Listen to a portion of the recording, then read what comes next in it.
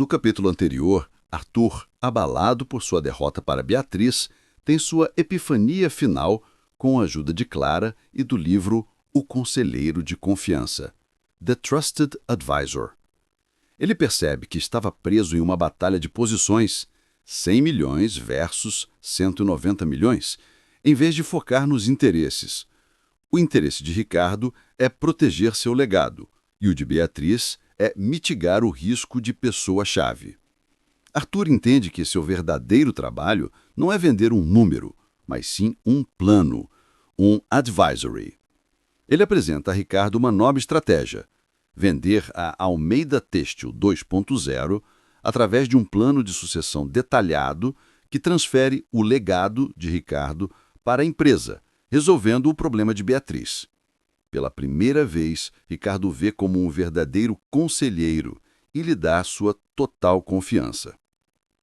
Capítulo 6. A Batalha das Narrativas. A sala de reuniões no 30º andar parecia idêntica, mas o ar estava diferente. Era o mesmo vidro, o mesmo aço, a mesma vista vertiginosa da cidade. Beatriz e seus 2 analistas sombra sentaram-se no mesmo lugar. O que havia mudado era Arthur. Ele não abria o laptop. Ele não tinha um deck de slides. Ao lado de Clara, ele parecia relaxado, com as mãos cruzadas sobre um único bloco de notas. Ricardo estava ao seu lado, quieto, uma presença sólida de apoio. Beatriz sorriu, aquele sorriso perfeitamente controlado. Senhores, Clara, aprecio a nova reunião, mas, para economizar tempo, quero reiterar que nossa análise de risco foi exaustiva. No entanto, em nome da boa-fé, estamos preparados a subir nossa oferta para 110 milhões de reais. É a nossa oferta final e generosa. Ela havia ancorado a discussão. Era um movimento de abertura de sempre. Arthur assentiu, como se estivesse ponderando. Ele não olhou para o número, ele olhou para ela. E então, ele usou a ferramenta que ela havia usado contra ele, o espelhamento. Sua oferta final e generosa? Ele repetiu, calmamente, com uma leve inflexão de curiosidade.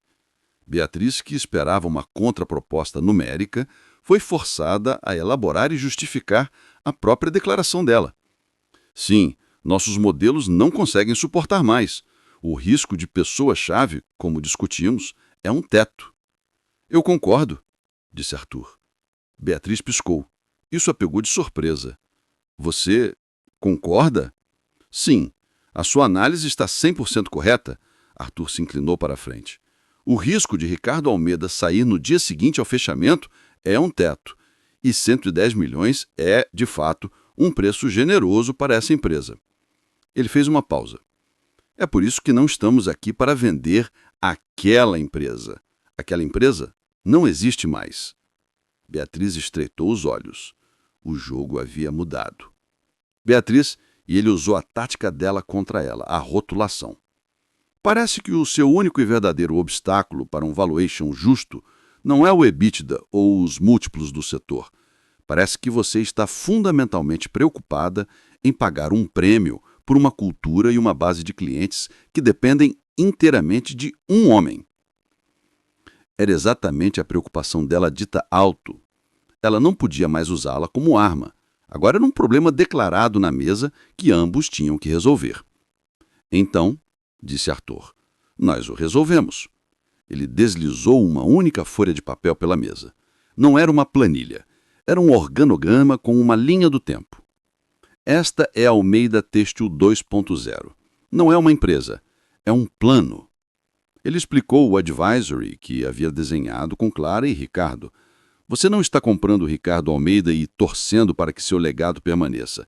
Você está comprando um plano de transição de 36 meses, onde o próprio Ricardo é o consultor pago para supervisionar a transferência de seu legado para um sistema. Você está comprando o CFO como mentor da próxima geração. Você está comprando a filha de Ricardo, uma engenheira de produção subvalorizada, para assumir as operações, e o filho dele para liderar a expansão digital que a Athena identificou como uma oportunidade de 50 milhões de reais. Arthur se encostou para trás. Ele não está comprando um risco, Beatriz. Ele está comprando um ativo sendo profissionalizado. O legado não é mais um homem, é um processo. E esse processo tem um valor muito diferente. Beatriz ficou em silêncio por muito tempo, estudando o papel. Ela era uma negociadora brilhante e reconheceu o movimento. Ele não estava tentando convencê-la de que a narrativa dele estava certa e a dela estava errada. Ele havia criado uma nova narrativa que tornava a dela obsoleta. É um plano bonito, é uma narrativa adorável, mas é só papel. É uma promessa. E agora? Ela sorriu. Essa promessa soa muito, muito cara. Como eu sei que Ricardo não vai simplesmente pegar o dinheiro e ir embora? Esse era o teste final, a última muralha de desconfiança. Arthur estava preparado. Ele se virou para Ricardo. Ricardo, por favor. Ricardo Almeida, que estivera em silêncio o tempo todo, falou. E ele não falou com Beatriz. Ele falou com Arthur. Arthur, eu confio em você para estruturar isso. Você e Clara são meus conselheiros. Eu não assinarei este acordo a menos que o meu legado e minha equipe estejam protegidos por este plano. O meu compromisso é com o plano. Foi um golpe de mestre. Ricardo não estava negociando, ele estava declarando o seu interesse. E ele demonstrou sua confiança absoluta não em si mesmo, mas em seu conselheiro. Arthur se virou de volta para Beatriz. A dinâmica de poder na sala havia se invertido completamente. A confiança na agora era o ativo mais valioso na mesa. O compromisso de Ricardo é com o plano. Agora é uma questão de saber se você quer comprar a empresa sem o plano por 110 milhões ou se você quer comprar a empresa com o plano. Ele aplicou os princípios de Cialdini. Nossa análise, ele invocou a autoridade de sua firma e da Athena, mostra que este plano destrava pelo menos 40 milhões de reais em valor de sinergia operacional que sua análise de risco não previu. Você é livre para ignorar isso. Ele fez uma pausa e jogou a sua última carta, a escassez. E, francamente, Ricardo não precisa vender para você. Ele tem outra oferta. Que oferta? Uma de um concorrente estratégico, disse Clara, entrando na conversa. Eles não são um fundo financeiro, eles são do setor. Eles entendem o valor do legado de Ricardo e estão dispostos a pagar por ele, porque sabem o que significa. Era um blefe enorme de 9 dígitos, mas não era um blefe sobre o número, era um blefe sobre o valor da narrativa.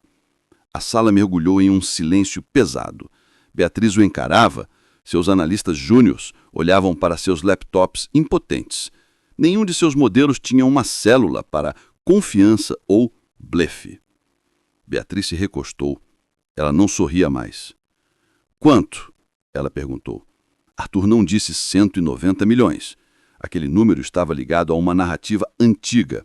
Ele disse o número do novo plano, o número que equilibrava o risco e o legado. 180 milhões. Esse é o preço do advisory. Beatriz o encarou por 10 longos segundos. O futuro de Arthur, o legado de Ricardo, tudo dependia daquele momento. Ela se levantou abruptamente. Meus analistas e eu precisamos de 1 minuto. Ela e sua equipe saíram da sala. Ricardo soltou uma respiração que parecia estar segurando-se um penta-anos. Ele olhou para Arthur, não com gratidão, mas com um profundo respeito. Nada mal, conselheiro. Arthur só assentiu, com o coração batendo forte no peito. Ele não estava mais focado em quem estava certo ou errado. Ele estava focado em fechar o acordo. Ele estava focado no interesse do cliente dele. Continua no próximo capítulo.